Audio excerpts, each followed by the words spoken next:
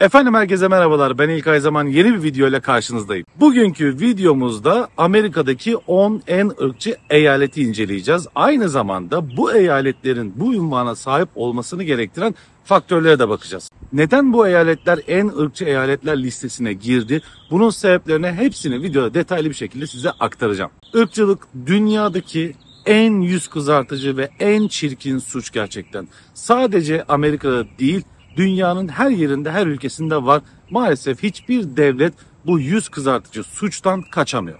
Amerika'da ırkçılığa karşı yasalarla, tepkilerle, yaptırımlarla geçen onca yıllardan sonra yine de bazı eyaletlerde sorunlar yaşanıyor maalesef.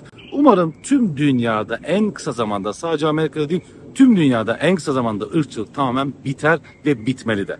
Küçük bir hatırlatma yapmak istiyorum videoya geçmeden önce. Eller beğen butonuna mutlaka gitsin. Videoyu beğenmeyi unutmayın. Ayrıca kanalıma abone değilseniz abone olursanız da sevinirim.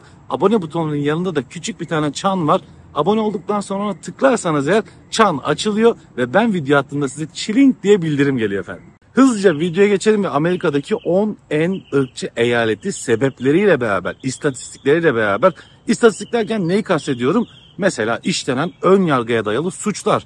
Bunlar soy, kökene dayalı suçlar, etnisite, aynı zamanda engellilere karşı işlenen suçlar, cinsel eğilimlere karşı işlenen suçlar, bunun gibi bir sürü şey. Tüm detaylar videoda. Hadi başlayalım.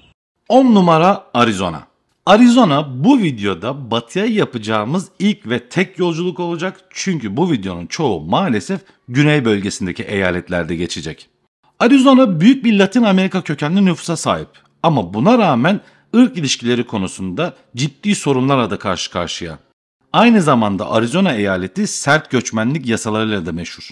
Birçok kişi bunun kültürde ve eyalet hükümetinde derin köklere sahip olduğunu iddia ediyor. Bunun da anlamı tüm bunların hiçbirisi yeni değil, tarihte çok eskide bile yerleri var. Arizona'da işlenen suçların geneline baktığımızda çok yüksek bir oranda, yani %72'sinin ırk, etnisite veya soy kökenine yönelik ön yargı temelli suçlar olduğunu görüyoruz. 9 numara Güney Carolina.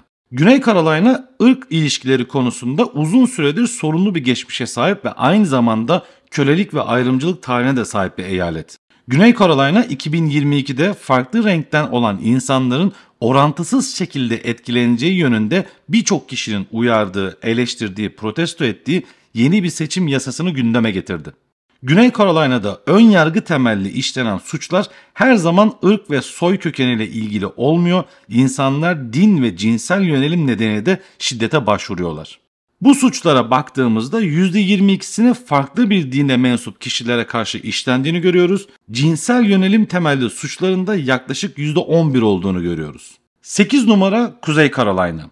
Kuzey Carolina özellikle oy hakkı konusunda Afrika kökenli Amerikalılara karşı ayrımcılık tarihine sahip bir eyalet. Oy hakkı, seçim hakkı, seçme hakkı gibi şeyleri bu videoda çok duyacaksınız. Çünkü gerçekten de sorun buradan başlıyor. Büyük ölçüde diyebiliriz.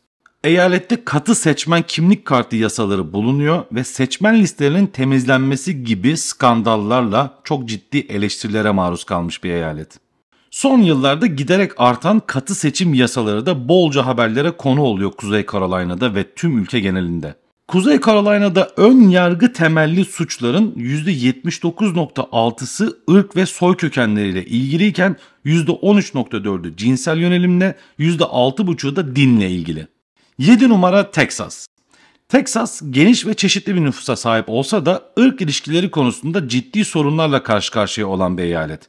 Sert göçmenlik yasalarıyla eleştiri alırken birçok kişi bunun yerel hükümette ve halkın kültüründe köklenerek yeşerdiğini düşünüyor. Şahsen ben Teksas'ta yaşayan birkaç arkadaşım var ve uzun yıllardan bu yana yaşayanlar da var, kısa süreden beri yaşayanlar da var. Hiçbirinden ırkçılıkla ilgili bir olay duymadım bugüne kadar ve hiçbirinin ırkçılığa maruz kaldığını da işitmedim. Ama tabii bu birkaç arkadaşımın kişisel deneyimlerinden ibaret bir konu değil maalesef. Texas ayrıca son zamanlarda bazı yeni seçim yasaları çıkarmaya çalıştı ve yine büyük çoğunluk bu yasaların farklı renkten insanları orantısız şekilde etkilediğini iddia ediyor. Videonun başında da söylemiştim, seçmen hakları, seçim kartı yasaları gibi şeyleri çok fazla duyacaksınız. Çünkü ırkçılık sorunu yaşayan eyaletlerde bu ve benzeri şeyler aslına bakarsanız çok yaygın. Teksas'ta ön yargı temelli suçlara baktığımızda %70'lik oranını ırk, etnisite ve soy kökenlerini oluşturuyor. Ayrıca işlenen suçların %17'si cinsel yönelimden kaynaklanıyor. Sadece %7,5'u din yüzünden işleniyor bu suçların. Teksas'ta artan bir diğer konu da cinsiyet kimliği. Bunun ön yargı temelli suçların %1,9'u olduğunu belirtmek lazım. Tüm bu bilgiler Adalet Bakanlığı'ndan elde edilmiş bilgiler bu arada. 6 numara Arkansas. Arkansas ayrım ve ayrımcılık tarihine sahip bir eyalet, özellikle eğitim konusunda. Arkansas yetersiz finanse edilen ve ayrımcılığın devam etmesine neden olan ayrıştırıcı okullarıyla eleştiriliyor. Arkansas oy baskısı çabalarıyla suçlanan başka bir eyalet. Adalet Bakanlığı'na göre ön yargı temelli suçların dağılımı şu şekilde: %68,4 ırk ve soy kökeni, %21,1 cinsel yönelim. 5 numara Georgia. Georgia 1950'lerden beri en çok ilerleme kaydeden eyaletlerden biri diyebiliriz. Özellikle güney eyaletleri arasında. Georgia'nın Afrika kökenli Amerikalılara karşı ayrımcılık tarihi kölelik günlerine kadar uzanıyor. Eyalet sıkı oy kimlik yasaları ve seçmen listelerinin temizlenmesi de dahil olmak üzere çok ciddi baskılara maruz kalmış bir eyalet. Bu seçmen kartları, seçim yasası ve seçmen listelerinin temizlenmesi hemen hemen ırkçılıkla alakalı olan bütün eyaletlerde gördüğümüz bir sorun, ortak bir sorun. Adalet Bakanlığı'na göre Georgia'nın başka ırkçılık sorunları da bulunuyor. Ön yargı temelli suçlar için rakamlara baktığımızda ise %67,3'ü işlenen suçların ırk veya soy kökeninden kaynaklanırken %13,3'ü din, %12,2'si cinsel yönelimle alakalı. Yeni bir istatistik olarak engellilere karşı ayrımcılık görünüyor ve bu da suçların %3,7'sini oluşturuyor. 4 numara Tennessee. Tennessee tarihinde ırksal ayrımcılığa ve özellikle eğitim konusunda yoğun eleştirilere sahip olan bir eyalet. Azınlığın üniversiteye gitmesi daha az üniversite mezunu bir iş gücü yaratırken bu da eyaleti yoksulluk sarmalından kurtarmaya yetmiyor maalesef. Tennessee ayrıca tarihinde oy baskısı ve farklı renkten insanların seçme haklarının ellerinden alınmasıyla da meşhur bir eyalet. Tennessee'de işlenen ön yargı temelli suçların %70'ini ırk veya soy kökenli oluştururken %20'si cinsel yönelime, %5,5'u ise dine bağlı suçlar. 3 numara Louisiana. Louisiana ırk ilişkileri konusunda zor bir geçmişe sahip başka bir eyalet. Yüksek oranda Afrika kökenli Amerikalılara sahip olmasına rağmen istihdam ve konut gibi alanlarda hala önemli ayrımcılıkla karşı karşıya olan bir eyalet. Louisiana ayrıca en sert ceza sistemlerinden birine sahip. Louisiana ön yargı temelli suçlar konusunda da diğer eyaletlere kıyasla listenin en üst sıralarında yer alıyor diyebiliriz. Louisiana'da işlenen suçların geneline baktığımızda %67,5'ini ırk ve soy kökeni oluştururken cinsel yönelim %15, din %12,5'unu oluşturuyor. Ayrıca engellilere karşı ayrımcılık suçları da %2,5. 2 numara Alabama.